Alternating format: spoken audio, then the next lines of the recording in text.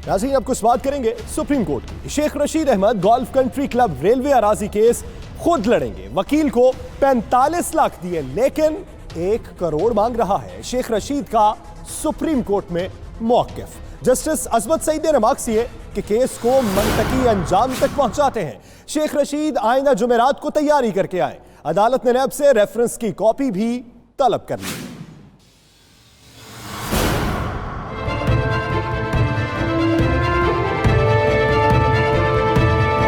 Golf country club अराजी case 9 साल से जेर इल्तवा। लीज पर दी गई जमीन की कीमत 200 अरब से भी ज्यादा है। मुल्क का सरमाया तबाह हो चुका, क्लब अकाउंट में एक पैसा भी नहीं। वफाकी वजीर रेलवे शेख रशीद ने अराजी केस में सुप्रीम कोर्ट को सब कुछ बता दिया। जस्टिस शेख अजमत सईद की सरबराही में 3 रुकनी बेंच ने केस की समाअत की।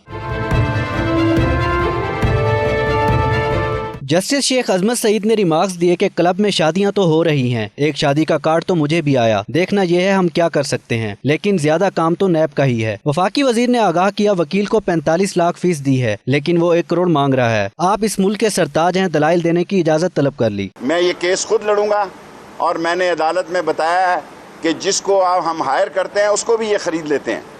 सो इंशाअल्लाह ताला जुमेरात को रेलवे मिनिस्टर खुद इस कोर्ट के सामने कौम का इंशाअल्लाह केस लड़ेगा और सच और इंसाफ की फतेह होगी। जस्टिस शेख अजमत सईद ने रिमार्क्स दिए कि इस केस को मंतकी अंजाम तक पहुंचाते हैं। शेख रशीद को आइंदा समाअत पर तैयारी करके पेश होने की हिदायत कर दी। साथ ही नैब से दायर रेफरेंस की कॉपी तलब करते हुए समाअत जुमेरात तक मुलतवी कर दी। करार दिया कि आइंदा समाअत पर फैसला ना हुआ तो मुनासिब हुक्म जारी करेंगे।